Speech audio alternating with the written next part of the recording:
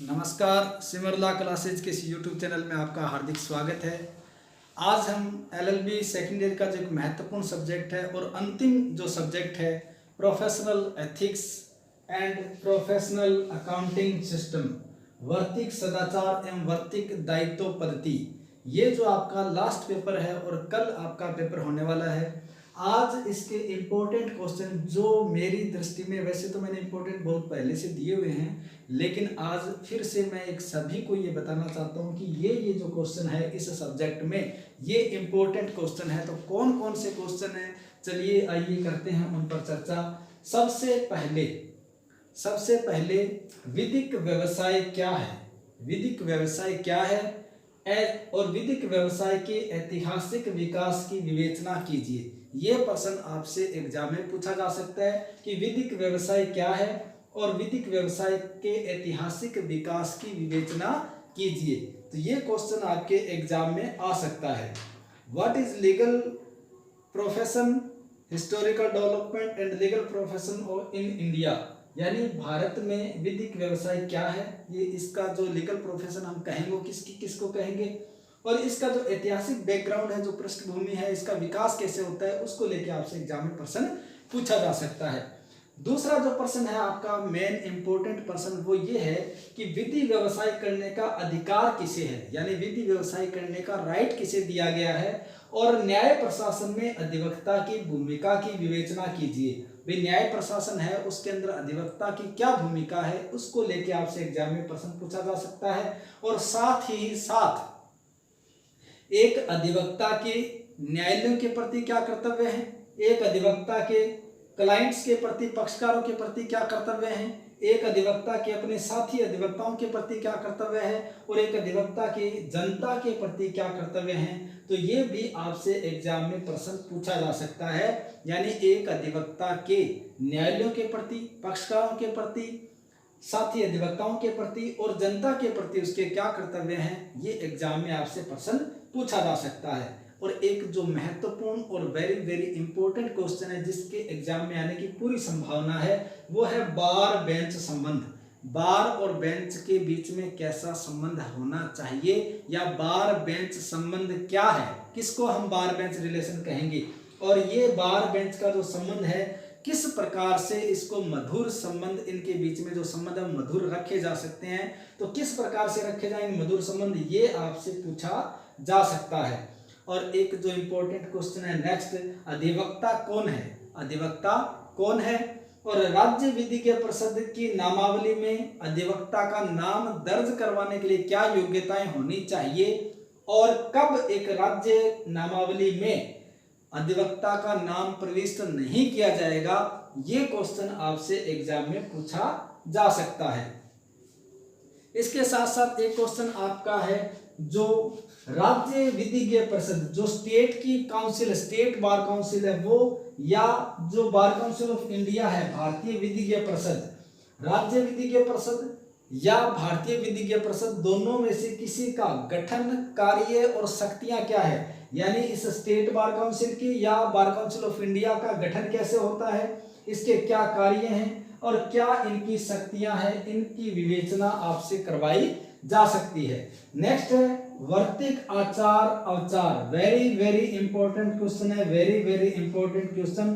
वर्तिक आचार और वर्तिक अवचार क्या है, क्या समझते हैं वर्तिक आचार से, और वर्तिक अवचार किसे कहते हैं, और वर्तिक अवचार की जांच करने के लिए अनुशासन समिति को क्या शक्तियां दी गई है, यानी एक अधिवक्ता के द्वारा अगर वर्तिक अवचार किया जाता है तो उसकी जांच करने की जो अनुशासन समिति है उसको क्या पावर दी गई है, अनुशासन समिति को क्या शक्तियां है कि वो एक अधिवक्ता के वर्तिक अवचार की जांच कर सकती है।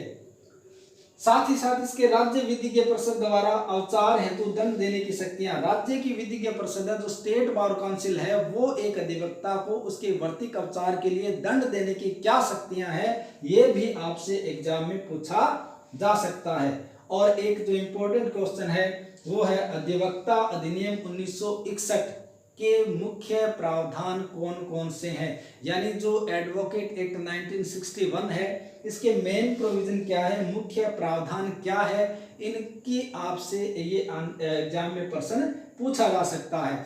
इसके साथ साथ एक प्रश्न आपका आता है कि न्यायालय की अवमानना क्या है। वेरी वेरी इंपॉर्टेंट क्वेश्चन है कि न्यायालय की अवमानना क्या है, कोर्ट ऑफ कंटेम्प्ट क्या है, न्यायालय की अवमानना क्या है और ये कितने प्रकार की होती है, न्यायालय की अवमानना कितने प्रकार से की जा सकती है और कौन से कार्य हैं, ऐसे कौन से कार्य हैं जो न्यायालय की अवमानना के क्षेत्र में शामिल नहीं किए जाते, यानी वो कार्य करने पर न्यायालय का अवमानना नहीं माना जाता।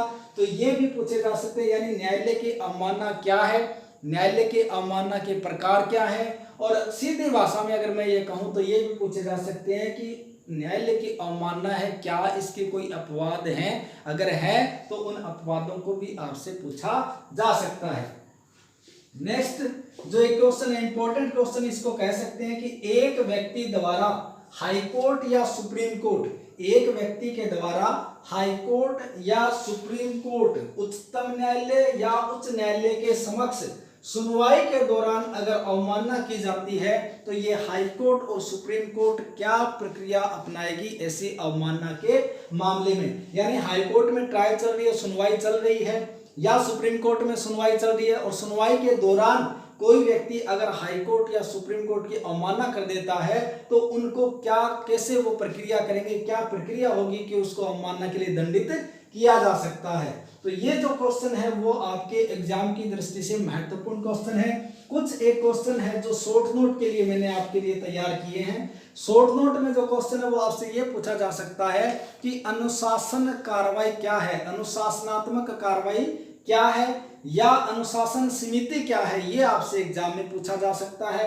साथ ही साथ प्रायोजित न्यायालय क्या है, प्रायोजित न्यायालय क्या है, ये भी एग्जाम में पूछा जा सकता है। प्रायोजित न्यायालय जिसको मूट कोर्ट कहते हैं अपन, मूट कोर्ट, प्रायोजित न्यायालय दे दे तो काफी बच्चों के समझ में नहीं आता कि पूछ क्या लिया, जबकि इसको मूट कोर्ट कहा जाता है। अभिलेख न्यायालय क्या है, अभिलेख न्यायालय क्या है, कोर्ट ऑफ रिकॉर्ड कौन सी कोर्टें होती है, किनको कहा गया अभिलेख न्यायालय।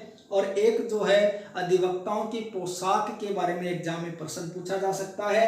और एक जो शॉर्ट नोट इंपोर्टेंट है वो है पूर्व सुनवाई का अधिकार, पूर्व सुनवाई का अधिकार यानी राइट ऑफ प्रीऑडियंस, पूर्व सुनवाई का अधिकार। और अगर इनके अलावा अगर केसेज की बात करें, वाद की बात करें तो डॉक्टर हनीराज चुलानी का मामला इंपॉर्टेंट है। और साथ ही साथ इन री विनय चंद्र मिश्रा का मामला इंपॉर्टेंट है। तो ये दोनों में से कोई वाद अगर आता है तो ये आपके आ सकते हैं। उसके अलावा ये जो मैंने क्वेश्चन बताए आपको 8 क्वेश्चन के आसपास हैं, ये आपके एग्जाम में आने की पूरी इनकी संभावना है। निश्चित रूप से अगर आप इनका अध्ययन करते हैं तो सफलता आपको अवश्य मिलेगी। अगर आप मेरे इस सिमर लॉ क्लासेज के YouTube चैनल पर नए हैं तो आप जरूर इसको सब्सक्राइब करें, चैनल को सब्सक्राइब करें, इसको लाइक करें, इसके जो वीडियोज हैं इनको शेयर ज़्यादा से ज़्यादा करें। अपने कमेंट्स, अपने सुझाव जो भी हैं वो भी हमें कमेंट्स के थ्रू बताएं ताकि हम आपके लिए और बेहतर कार्रवाई कर सकें। साथ ही साथ मैं आपको एक जो इम्पोर्टेंट सूचना है वो भी देना चाहूँगा कि कल आपके एग्जाम है वो समाप्त हो जाएंगे और उसके बाद आप थर्ड ईयर की अगर तैयारी करना चाहते हैं तो थर्ड ईयर की तैयारी के लिए मैंने जो ऑनलाइन क्लास है वो मैं स्टार्ट करूंगा जल्दी ही, शीघ्र ही ऑनलाइन क्लास लगेगी। तो आप कहीं भी है, पूरे राजस्थान में कहीं भी है, डॉक्टर भीमराव अंबेडकर विधि विश्वविद्यालय के पाठ्यक्रम के अनुसार ऑनलाइन क्लासें लगेगी, सिलेबस के अकॉर्डिंग लगेगी। अगर आप चाहते हैं कि आपकी तैयारी हो तो आप तैयारी कर सकते हैं। इवनिंग का समय रहेगा, लगभग शाम के समय अपनी क्लासेस लेंगे ताकि हर कोई बच्चा आराम से यहाँ जुड़ सके और अपना जो है वो क्लास का फ़ायदा उठा सके। तो इवनिंग क्लासेस चलेगी। जो गरीब बच्चे हैं निःशुल्क, फ्री ऑफ कॉस्ट उनको यहाँ शिक्षा दी जाती है, कोई उनसे चार्ज नहीं लिया जाता। तो गरीब बच्चों के लिए बिल्कुल निःशुल्क है। ये कल के लिए आपके जो इम्पोर्टेंट क्वेश्चन थे मैंने आपके साथ शेयर किए, निश्चित रूप से आपको इनका फायदा मिलेगा। अगर वीडियो आपको अच्छा लगे तो इसको पसंद करना, इसको लाइक करना और चैनल को सब्सक्राइब जरूर करना। अपने दोस्त जो भी हैं LLB कर रहे हैं उनको भी कहना first year, second year, third year तीनों क्लासेज की ऑनलाइन जो क्लास है वो लगने वाली है। तो निश्चित रूप से आप संपर्क में रहें, संपर्क बनाए रखें। आपका जो पेपर है वो बहुत अच्छा हो, ऐसी मैं शुभकामना करता हूँ। थैंक यू, धन्यवाद।